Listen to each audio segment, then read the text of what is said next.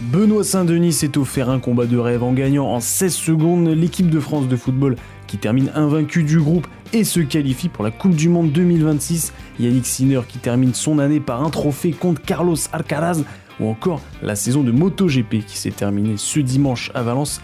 Pour le retour de la chaîne, on aura vécu une belle semaine sportive avec le début de certaines ligues, avec notamment le volleyball, la Marmara Spac League et la fin d'autres avec la MotoGP. Alors comme d'habitude, on va revenir sur les performances de nos athlètes français, mais avant ça, n'oublie pas de t'abonner, d'aimer le podcast, la vidéo, ou encore de laisser un commentaire, tout ce qui peut faire grandir cette chaîne, ça me fera extrêmement plaisir. Alors on reprend l'actualité sportive tout de suite. Bah, c'est parti.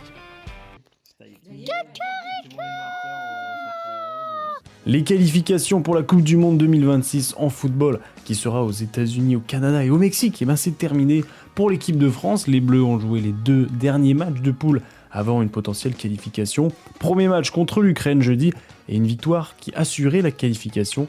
La France va sortir les crocs en deuxième mi-temps, parce que ça faisait 0-0 à la mi-temps. Ils vont inscrire 4 buts en deuxième, dont un doublé de Kylian Mbappé évidemment.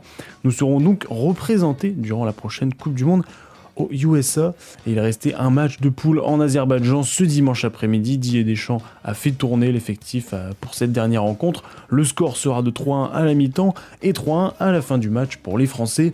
La France termine donc avec 5 victoires et 1 nul dans cette poule D. Il reste encore des rencontres en ce début de semaine pour les autres nations, tout simplement. Donc je ferai un débrief la semaine prochaine des équipes qui sont qualifiées directement pour la Coupe du Monde et les autres qui seront en barrage. Cette semaine a eu lieu le dernier tournoi de l'année en tennis, l'ATP Finals, compétition réunissant les 8 meilleurs joueurs de l'année au classement race, il me semble. Donc comme l'année dernière et durant 5 ans, c'est le tournoi qui va se dérouler à Turin en Italie. Dans le groupe A, nous avions Alcaraz, De Minaur, Fritz et Musetti. Et dans le groupe B, Sinner, Auger-Aliassime, Zverev et Shelton.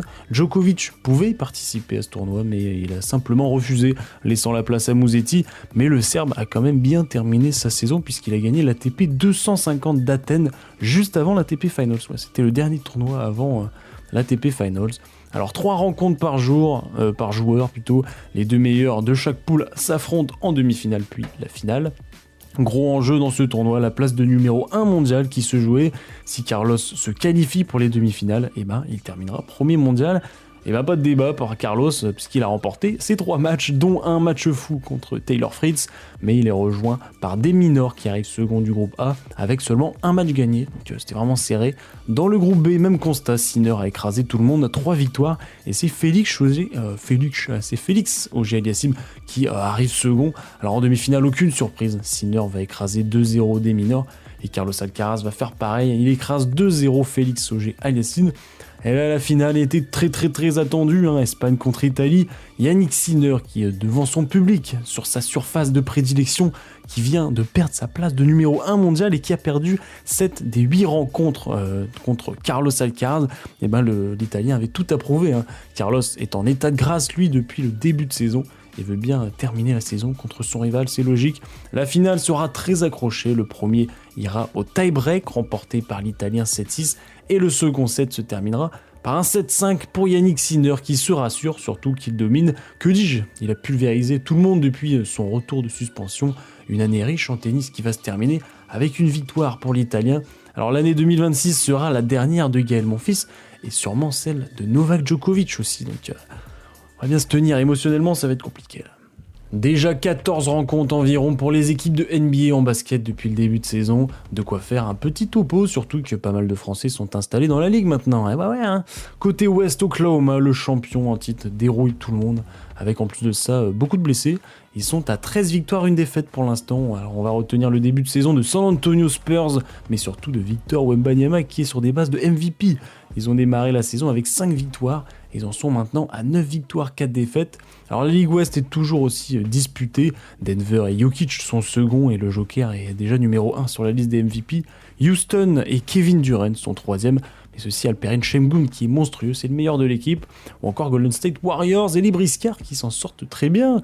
Évidemment Curry est très très bouillant, il a notamment mis 49 points contre Wembanyama il y a quelques jours, quel match de fou. Côté Est, je vous avoue qu'on en parle très peu, mais une équipe est au sommet et dans le silence, c'est Detroit Pistons qui en sont à 11 victoires, 2 défaites, et personne n'en parle. New York et Cleveland suivent bien, et c'est normal, parce que c'est les favoris. Yabusele, transféré à New York, est très discret en début de saison, mais il reste dans une équipe qui joue la bague, donc normalement on va pas se faire de soucis pour lui. Petite surprise, c'est de voir Atlanta Hawks qui sont en 4ème position à l'Est, et le français Zachary Rissaché qui est très bon en ce moment et bien installé dans cette équipe. Le côté sombre, c'est Boston Celtics qui, sans Jason Tatum, ont du mal. Ils sont 9e avec 50% de victoires. Donc 7 victoires, 7 défaites. Et malheureusement, le nombre de blessés à Indiana influe sur leur nombre de victoires. Les cadres ne sont pas là depuis le début de saison. Et Indiana a le pire bilan de la ligue avec Washington, 1 victoire, 12 défaites, ça fait mal au cul et ça fait mal à voir, surtout qu'ils étaient quand même finalistes de NBA l'année dernière. Alors vous pouvez continuer de suivre la NBA sur NBA Extra, qui est soit sur Pinsport, ou alors les rediffusions sur YouTube, des fois ils mettent des matchs, mais aussi les rediffusions des plateaux télé, bah ouais, c'est tous les jours de toute façon. On passe en Euroleague, c'est la 11e journée déjà où... Dans la ligue, on retrouve les meilleurs clubs d'Europe. Paris a gagné à domicile 90-86 contre Valence. Monaco a perdu 91-79 à Belgrade. Et Lyon a gagné d'1 point contre les Partisans 88-87. Ça fait du bien, une petite victoire de Lyon en Euroleague. Au classement, Monaco est 9e, Paris 12e et Lyon est dernier. Mais leur 3e victoire fait du bien. Et je rappelle que c'est les 10 meilleures équipes qui seront qualifiées pour la suite. Pour l'instant, il n'y aurait que Monaco et ce serait au barrage. Donc c'est pas fou. En Betclic Elite, c'était la 8e journée, 6e victoire de suite pour Monaco, 84-93 au Mans.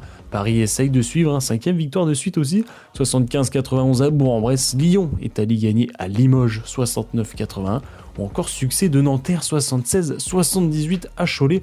Au classement, Monaco est premier avec une seule défaite en 8 matchs. 4 équipes suivent derrière avec un bilan de 6 victoires, 2 défaites. Il y a Paris, Lyon, Nanterre et Strasbourg. Et c'est dur en bas de tableau pour Saint-Quentin et Le Portel qui sont qu'à 1 victoire pour l'instant. Là on joue pas physique là. Ils nous dominent parce qu'ils pensent qu'on est de la merde. C'était le 22e Grand Prix et le dernier de la saison en MotoGP. Ça se déroulait à Valence, en Espagne. Alex Marquez a remporté le sprint au samedi et a empoché les 12 points. Bezzecchi a démarré en pole position. 27 tours durant ce Grand Prix, alors aucun incident au départ. Simplement Johann Zarco, le Français, qui rate son virage et oblige Bagnaia à sortir dans les graviers. Et l'Italien va devoir abandonner malheureusement. C'est pas de sa faute pour une fois. Pas énormément de choses se passent. Alex Marquez va commencer à ralentir à partir du 10e tour, alors qu'il est 2e, on comprend pas trop pourquoi. Et Fernandez va le dépasser et prendre la seconde position, puis c'est Acosta et Di Antonio qui vont le doubler, donc il va terminer 5e après. Au 23e tour, Fabio Quartararo va chuter, le Français essayer de gratter des positions au classement général pour la dernière course de la saison. Alors sans incidence pour lui physique, mais bon, ça fait quand même... C'est dommage, il aurait pu finir la course à 3 tours de la fin. Di Antonio dépasse Acosta 2 tours avant la fin et devient 3e de la course. Il y a Alex Marquez qui va se faire dépasser une nouvelle fois par son coéquipier qui est, je ne sais plus qui est, Aldeguer, eh oui. Alors victoire de Marco Bezzecchi pour la dernière de la saison, 3e victoire pour lui cette saison et 6e en MotoGP.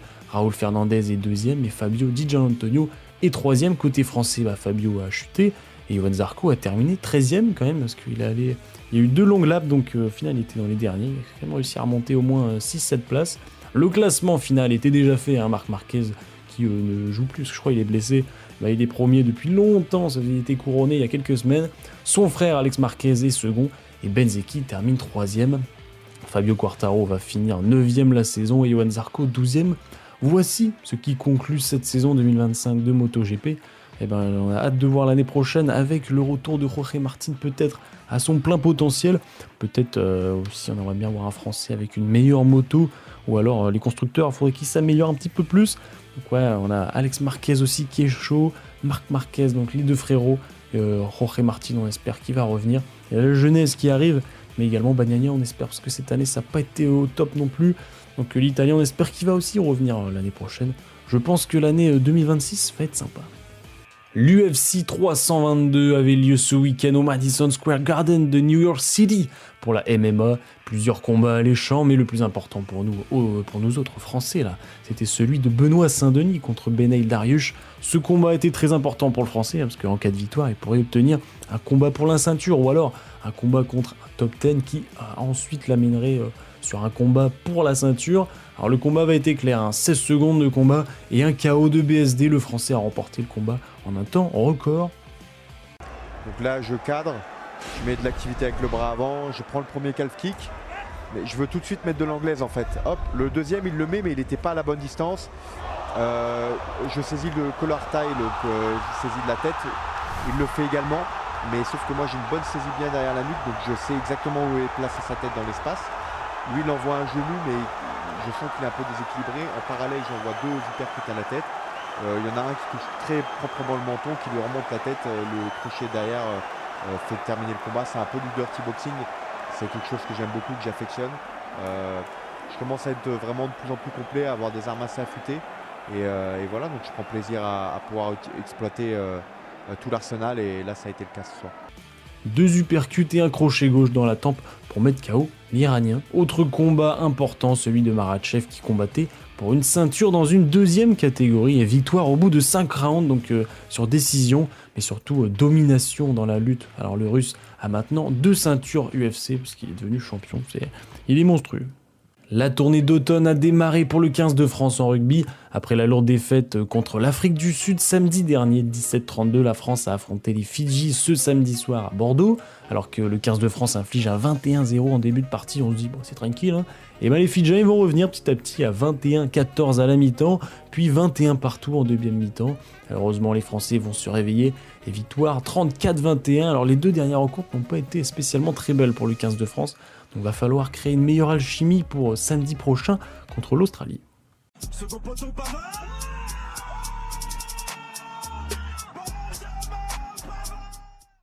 La Ligue des Champions en est à sa 7e journée en handball. Paris a gagné 28-31 à Gogh, donc c'est une équipe danoise. Et Nantes l'emporte 35-28 contre Bucarest, donc Nantes est 3e du groupe A et Paris 5e du groupe B.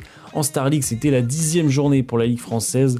Et le PSG reste invaincu après 10 rencontres, victoire 29-39 à Istres, large succès de Nantes 40-27 contre Chartres, ou encore la première défaite de Montpellier 30-29 à Nîmes. Au classement, Paris en est à 20 points, donc invaincu. Une victoire vaut 2 points, 10 x 2, ça fait 20 mec. Nantes est 2e, 18 points, invaincu également, mais 2 nuls. Et Montpellier est 3e, Limoges complète le top 4. 6e journée pour la Ligue française de volleyball, la Marmara Spike League, victoire de 6 des 6 premiers au classement, donc le classement va pas être très chamboulé. Victoire 3-2 de Montpellier à Toulouse, 3-1 pour Tourcoing à Saint-Nazaire, ou encore succès de Tours, 3-1 à Paris. Au classement, Montpellier, Tourcoing et Tours sont égalité avec 5 victoires, 1 défaite. Plessis est 4e avec 4 victoires, 2 défaites, et suivi de 6 équipes égalité de la 5e à la 10e place qui sont à 3 victoires, 3 défaites. On termine par la meilleure partie, les infos rapides durant les qualifications pour la Coupe du Monde de foot. L'Irlande et la Hongrie jouaient la place au barrage, une victoire ou un nul qualifiait la Hongrie. Une victoire de l'Irlande était donc obligatoire pour les Celtes et la Hongrie va inscrire le premier but vite égalisé par les Irlandais sur penalty. Les Hongrois vont marquer avant la mi-temps, donc ça fait 2-1 à la mi-temps. Et c'est là que la folie du football entre en jeu. Troy Parrott égalise à la 80e minute, ça fait 2 partout. Et à la dernière seconde, 96e minute.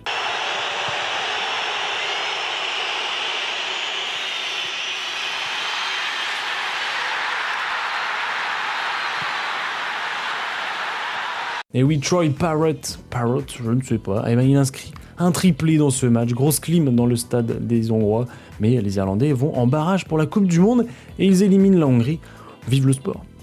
On en parlait tout à l'heure de l'excellent début de saison de Zachary Risacher aux Atlanta Hawks en NBA, donc en basket. Sa saison sera peut-être en suspens durant quelques jours, voire semaines, due à une vilaine chute cette nuit. C'est très dur à voir. On comprend que c'est une grosse chute avec les commentaires. That's it. Doesn't matter how big you are. Risacher able to pick the pocket. Oh my goodness. Alors certes, sa chute est assez lourde, mais normalement plus de peur que de mal.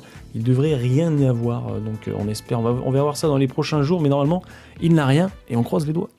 Je crois qu'après avoir vu ça, On peut mourir tranquille, enfin le plus tard possible, mais on peut. Ah, c'est superbe.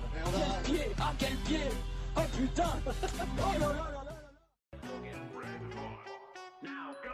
Cocorico épisode 97 est maintenant terminé, j'espère qu'il vous a plu. Comme chaque semaine, au programme, il y a le Grand Prix de Formule 1 aux États-Unis en fin de semaine, donc dimanche, bon, c'est à 5h du matin avec le décalage horaire. La Ligue 1 qui va reprendre en fin de semaine.